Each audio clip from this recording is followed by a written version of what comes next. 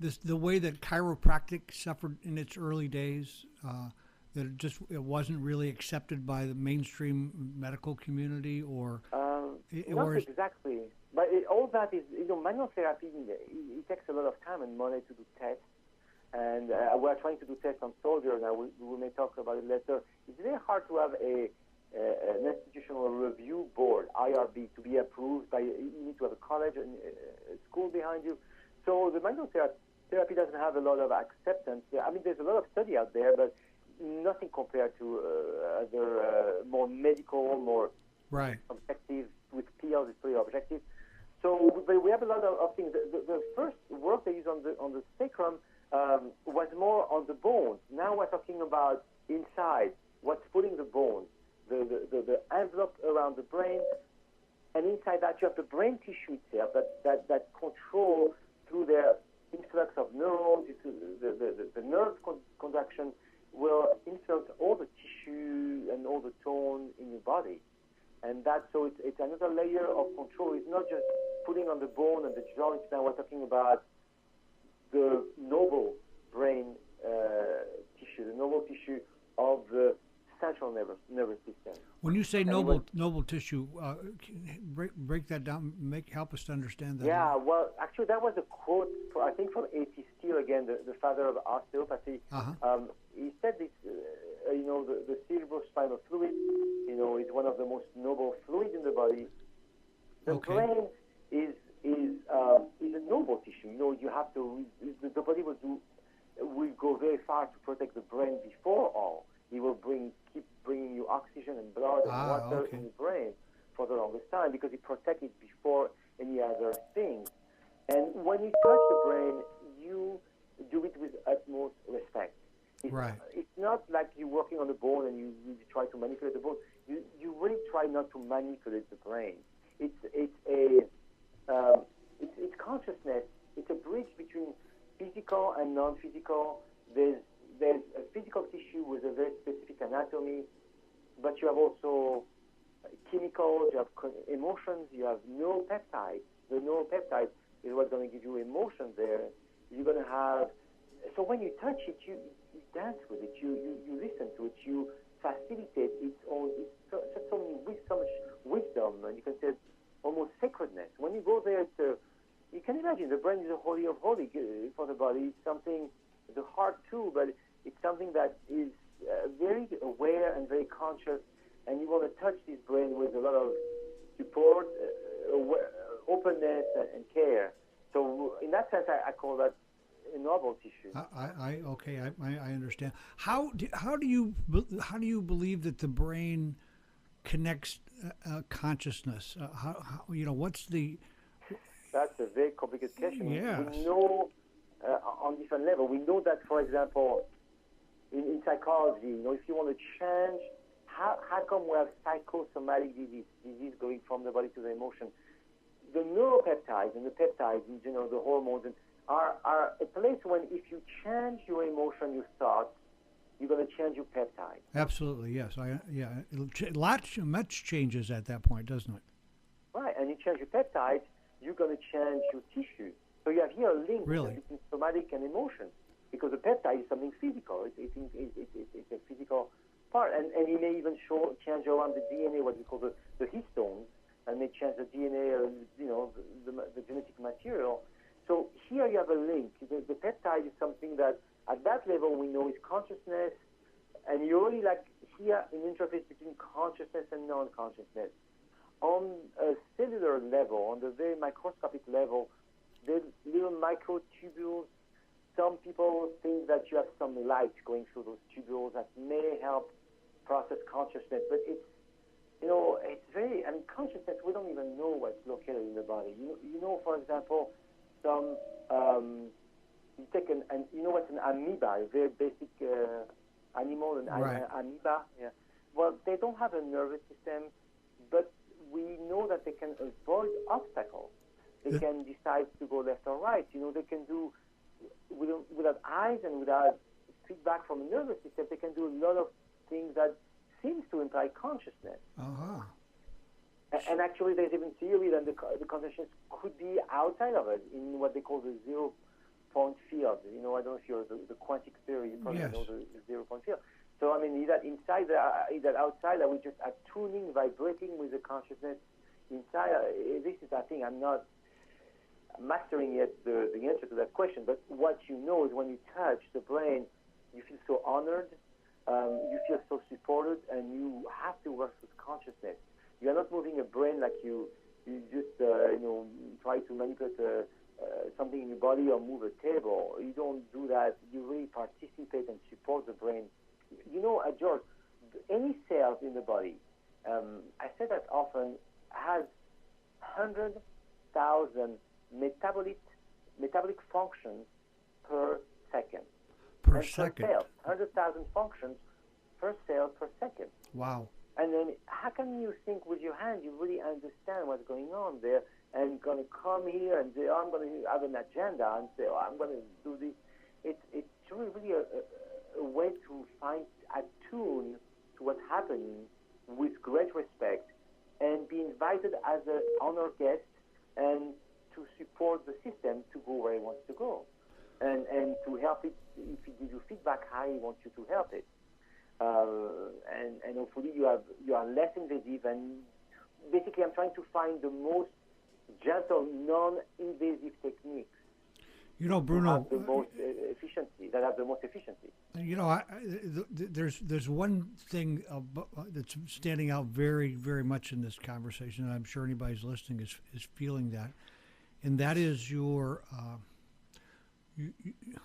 when you get into talking about this as being noble and your kindness with it, I think everybody I know would love to have a doctor who operated from that level, who felt that way. That's very, very powerful. I have been trained as an MD, but I didn't want to work as a regular MD for that because, we're blocked into training for 6 to 8 minutes. We are blocked to just write a prescription and not connect with anything. The reason for the problem, physical, emotional, even spiritual, we just pick things and it's not interesting as much for me, but touching life and understanding principle makes me grow, makes them grow, and it's also a matter of my heart. I love touching the body's tissue. I love touching the brain, and the brain knows it. And I tell my students, this is my trick.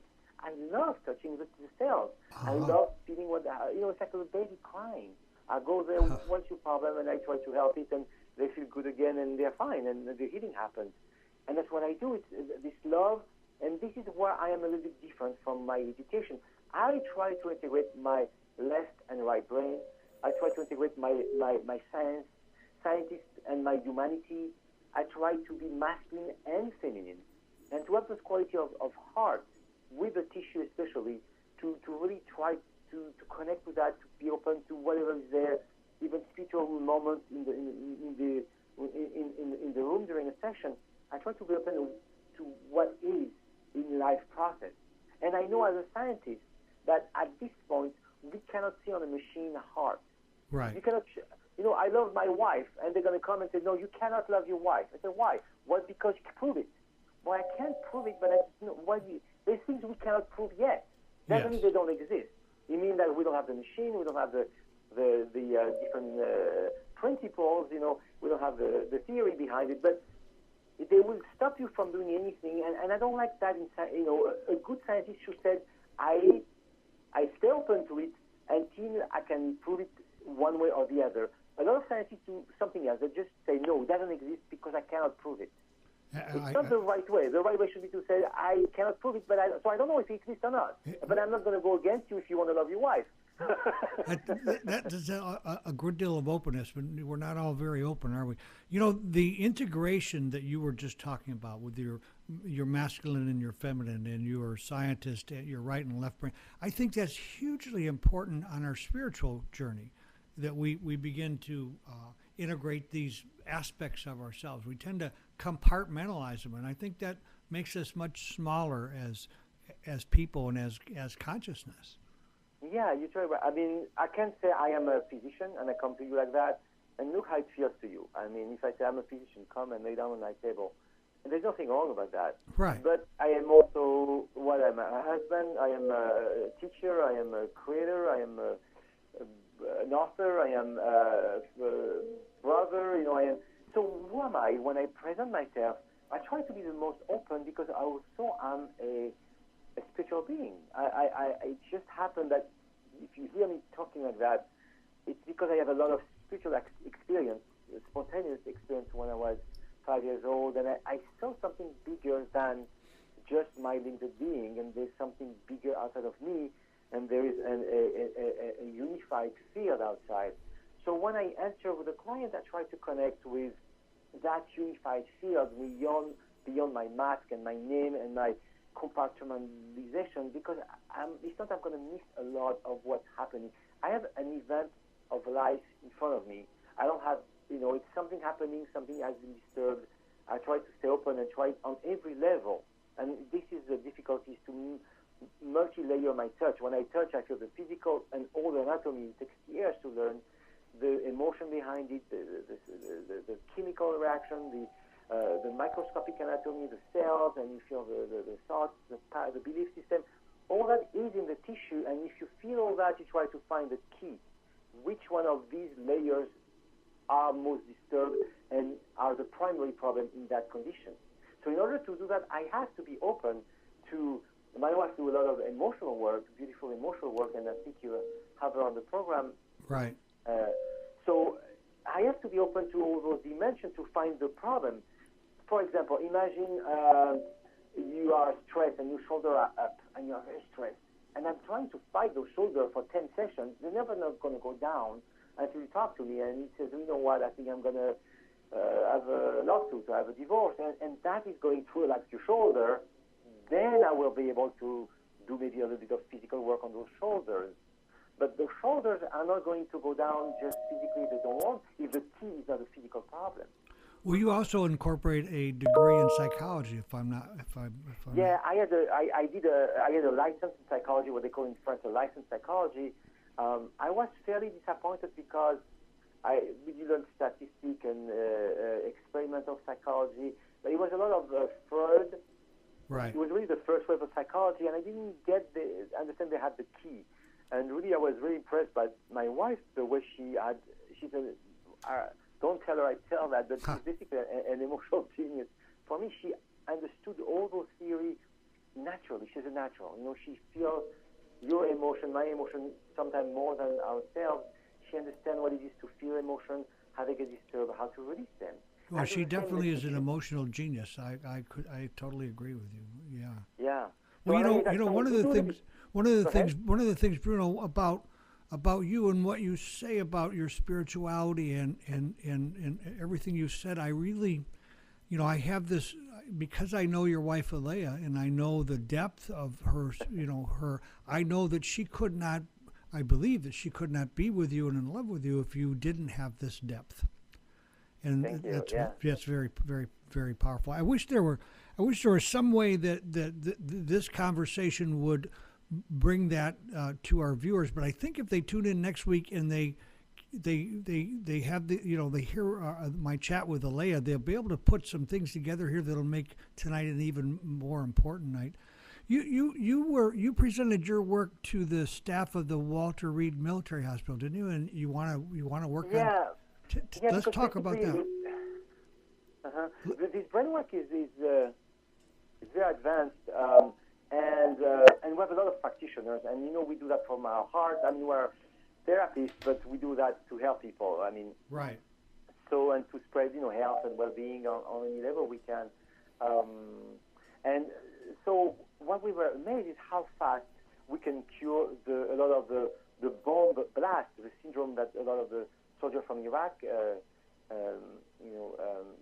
they have when they come back. And some people, they get 12, 15 blasts, close, far away, and they come back home, they're young kids, and they can't function. They can't focus, they have no memory, they have headaches, they sleep all the time, they cannot sleep, they get angry, and it's just something for us very, very, fairly easy usually to treat. It takes 2-3 sessions, and they are back to 80% of their function is back. They can now have a job. Is that a physical thing because of the brain got tossed around so much in the blast, or is it psychological, or both? The blast affects a lot of the tissue, especially going through air. First of all, you have the first wave, which is the blast itself. Then you forget secondarily, you're going to hit something, and then you're going to hit something on your face, you're going to